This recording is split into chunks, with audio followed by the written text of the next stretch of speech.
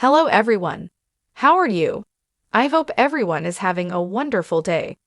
Welcome to my channel, The Last of Us 24 and new video your favorite series, The Last of Us. Remember when it took us 7 years to get a new The Last of Us game?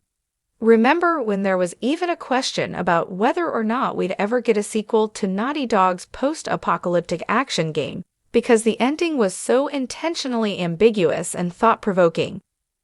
Now, it seems we can't go a year without being reminded that Sony thinks as many people should experience this series as possible, while folks associated with the HBO adaptation praise the game in ways that border on the absurd.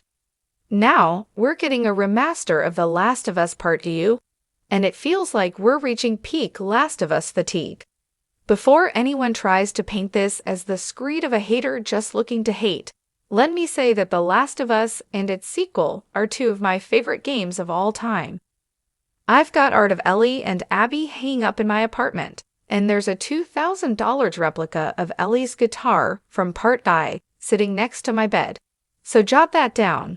But even the biggest fans of something have to acknowledge that when a company is inundating the masses with that one thing over and over again without rest, it's time to pump the brakes, and we have reached that point with The Last of Us.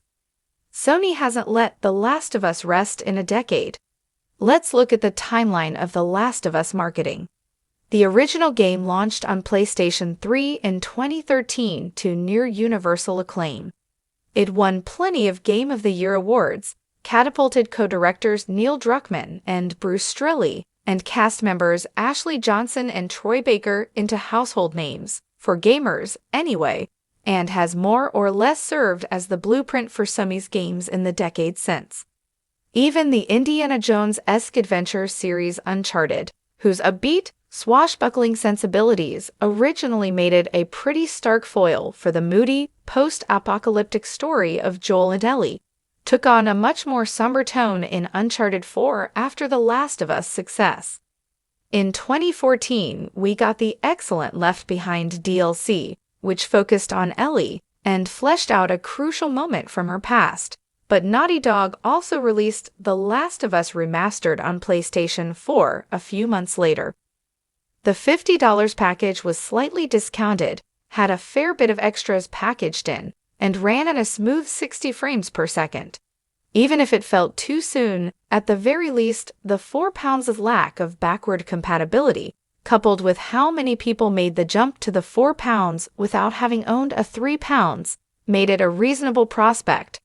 But as the remaster launched, it was clear Sony wanted to make it an event, with the company gathering the cast and composer for a stage performance of some of the game's most memorable scenes. The Last of Us had become a force that could drive cultural moments, and it was clear the game's success had set the gears turning at Sony and Naughty Dog. The sequel was announced at PlayStation Experience 2016. I was there, and even as someone who was skeptical of a sequel, I was a blubbering mess when I saw an aged-up Ellie on the big screen. In the years between reveal and release, Naughty Dog spun a web of marketing jargon to let people know this was going to be a game about hatred and cycles of violence, and was meant to be a stark departure from the original story of love between surrogate daughter and father. Unpacking that framing is its own article, and if you want to go down that rabbit hole, be my guest, and Be My Guest Part 2.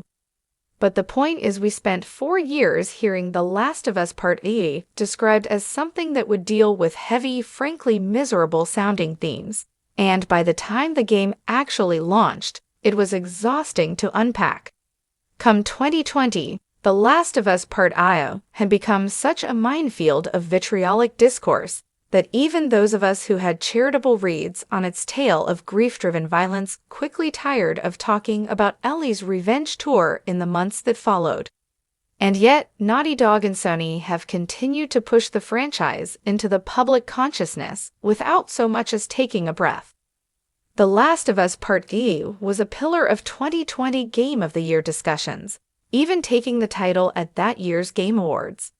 But while the game's victory lap seemed like a perfect opportunity for Sony to cool its jets and let the series fade into memory for a bit, it became clear that it would loom over video game industry discourse when it could have been slumbering.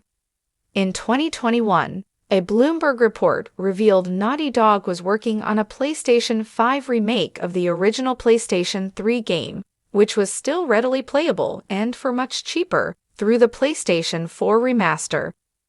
While the £4 couldn't run the original £3 version, which helped justify that console's port, that excuse doesn't work here, so the prospect of a remake felt unnecessary, both in terms of preserving the original game and Naughty Dog's own resources. By the time The Last of Us Part I was announced in June of 2022, many were rightfully skeptical of whether or not it was necessary. Meanwhile, Druckmann, Baker, and Johnson took the stage at Summer Game Fest to justify its existence, saying that The Last of Us has been so important to video games over the past decade, and so the team believed it was necessary to bring this definitive addition to a modern console. In the end, we got a very pretty version of the 2013 game that had only a few notable quality-of-life changes, the sort that would probably be most recognized by people who played the original extensively. But The Last of Us should be experienced by as many people as possible for $70 because it's a cultural moment, right? Well, that cultural moment still hasn't stopped, because HBO's The Last of Us TV adaptation premiered at the beginning of 2023. The show is constantly at war with itself in terms of making sweeping changes and staying true to the original story, but by and large, it's been well received, is up for several end-of-year awards like the Emmys, and even improves upon the source material in some spots. But that show once again ensured that The Last of Us has been in the public consciousness for another year. Even I, a longtime fan who has adored the story of Joel and Ellie from the beginning, am ready for a break. But by God, Sony and Naughty Dog are not content with millions of dollars, millions of fans, and heaps of cultural cash. We have to retread The Last of Us Part II in 2024. And while some fans are excited, there are a fair number of people responding to the announcement with exhaustion, claiming it's too soon to remaster a game from 2020. Why the timing feels so weird for a re-release of The Last of Us Part II. To the credit of everyone involved, The Last of Us Part II remastered feels far less egregious than The Last of Us Part I felt last year. It's got a $10 upgrade path for those who already own the PlayStation 4 version, comes with a new mode, behind-the-scenes features, cut levels from the development process, and it has a collector's edition with a pretty sick steelbook. So why does it still feel so tiresome to have The Last of Us Part II released again just under 4 years after its original launch? I think the problem is twofold: branding and fatigue. Looking at other £4 games in Sony's portfolio that made the jump to £5, The Last of Us Part II is hardly the one with the shortest journey between original release and pricey remaster.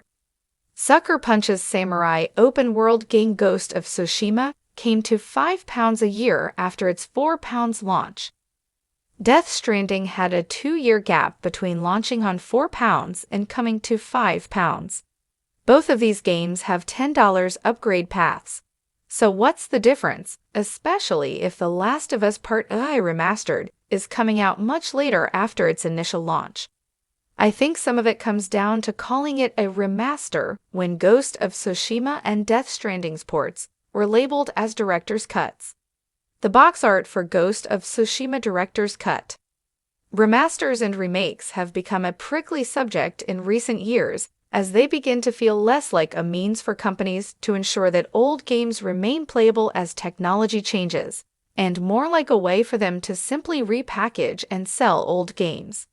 The Last of Us is a prime example of this, with The Last of Us Remastered coming out so soon after the original game, and The Last of Us Part I striking many as unnecessary.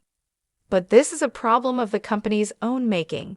Consoles are intentionally built not to play old games, so companies like Sony and Nintendo, the latter of which has done heinous shit like making access to remasters a limited-time affair, have created a new demand they can supply.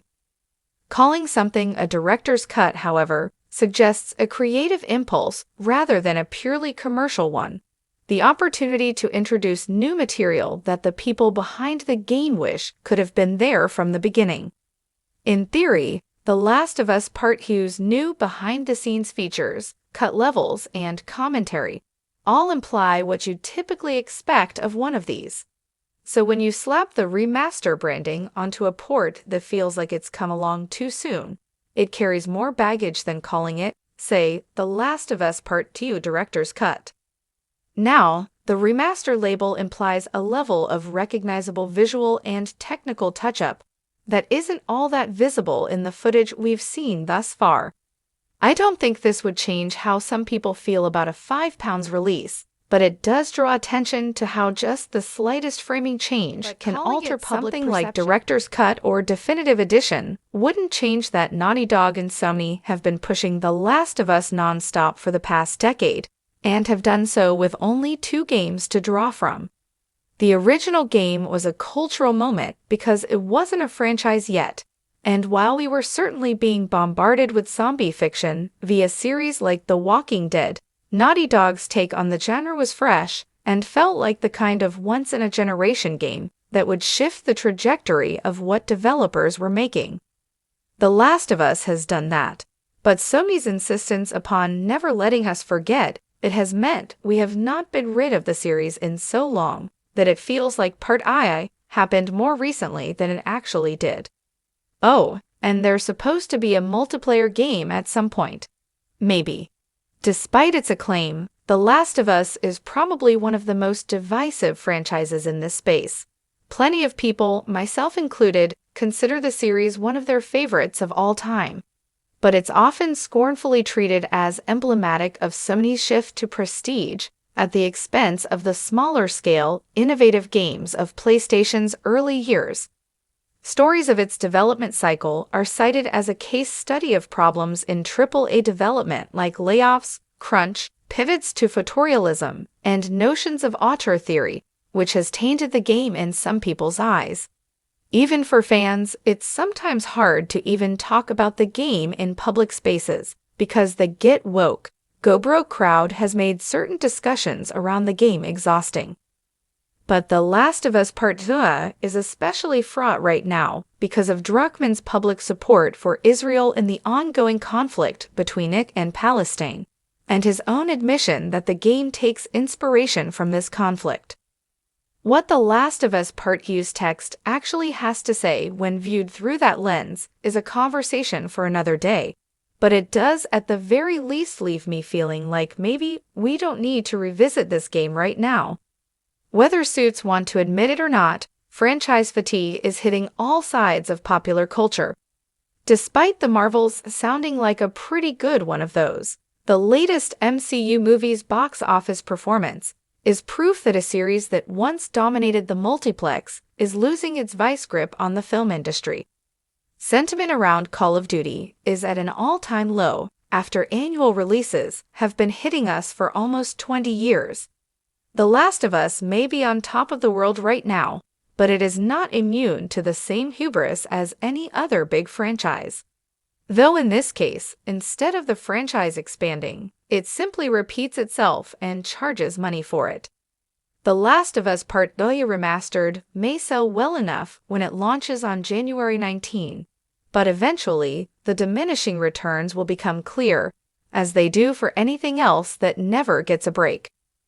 Games from the biggest franchises can only be the cultural event Sony wants The Last of Us to be if they spend enough time away to make people miss them. And right now, I never feel like I'm without easy access to Joel and Ellie, as Sony keeps trying to deliver them to me with expedited shipping.